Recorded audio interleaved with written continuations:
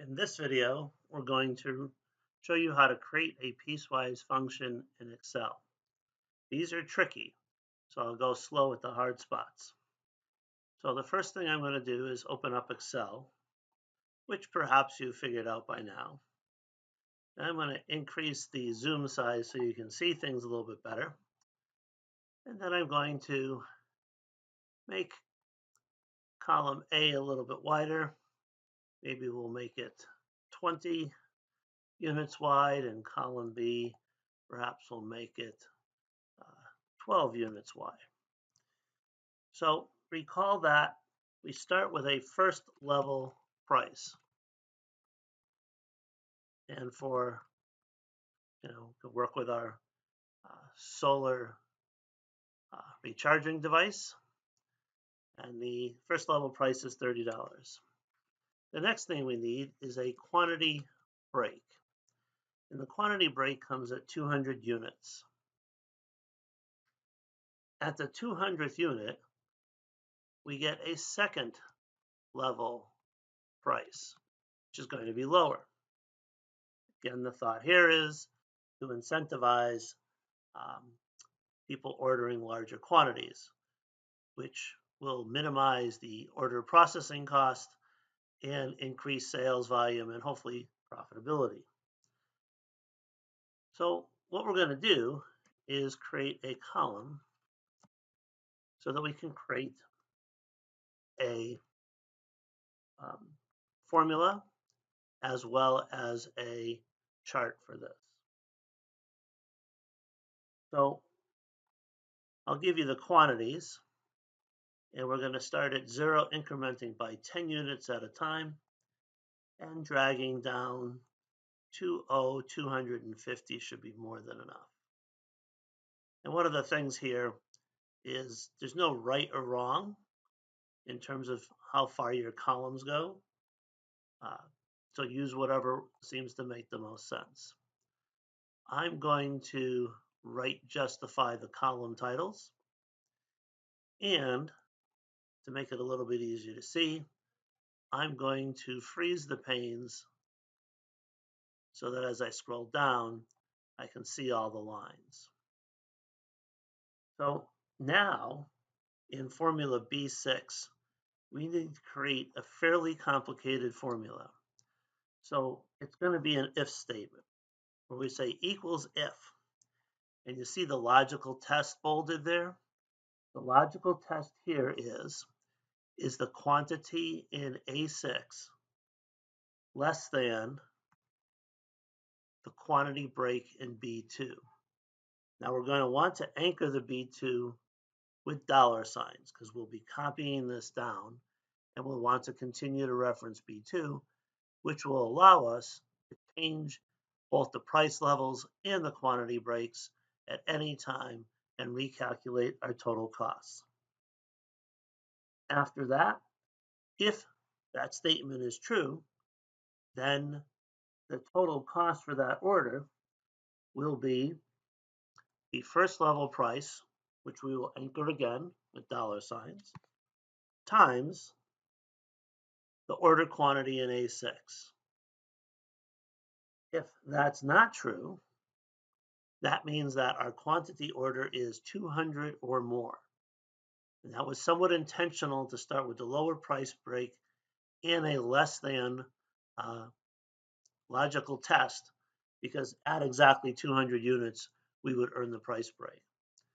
And that's simply then going to be B3, also anchored, times A6. And there we have 0.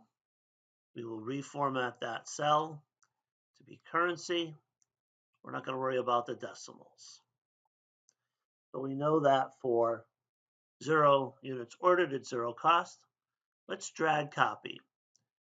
So by drag copying, I touch the lower right corner of B6 and I drag it down one cell. So does this make sense? At 10 units, we should have 10 times $30. That's good. If that's good, we can maybe copy it down one more. You can probably guess that it should be 600. And we can copy this all the way down to 250, where we see at 190 units, it costs $700 more than it does the cost to acquire or order 200 units. And if we go up a little bit, we can see that that quantity of indifference, if you will, is somewhere between 160 and 170, where it becomes more cost effective to order 200 units than a quantity between 160 something and 200. So that looks pretty good. Since that looks pretty good, I'm going to go up to D1, maybe D2, and I'm going to say B6 equals.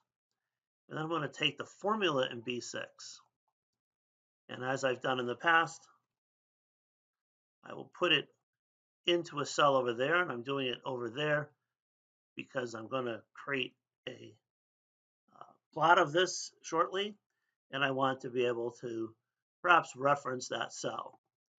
And oh, I suppose if I was being really particular, I would write justify that. So we've built our model. Now let's do the graph. I'm going to insert a very simple line plot. Straight lines is good. We'll scroll back up, get this line so we can see it. And there you can see the break at 190.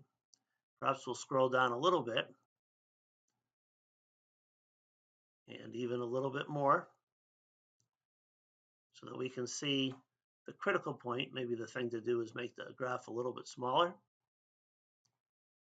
Bring it down, and I'm leaving this in because these are the sort of the trials and tribulations that one goes through when trying to develop a model that works for all.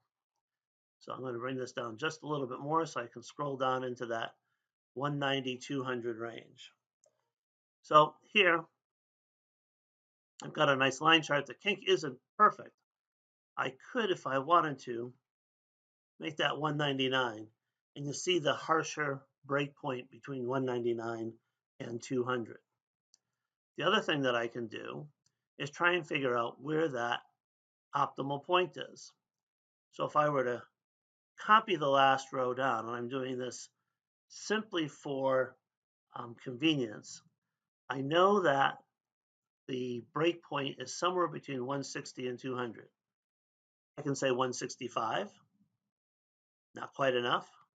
167, a little too much. 166, a little bit less. So if you were ordering 167 units or more, you would, or 167 to 199, you would be better off just ordering 200 and saving some money. Now that, of course, begs the question, what are you going to do with the extra 20 or 30 odd units? Well, there's a whole cottage industry that's been developed to help either companies resell them or even potentially give them away, take a nice tax deduction, and earn some goodwill in the community. And so there you see how to incorporate a spreadsheet model like this. Thank you.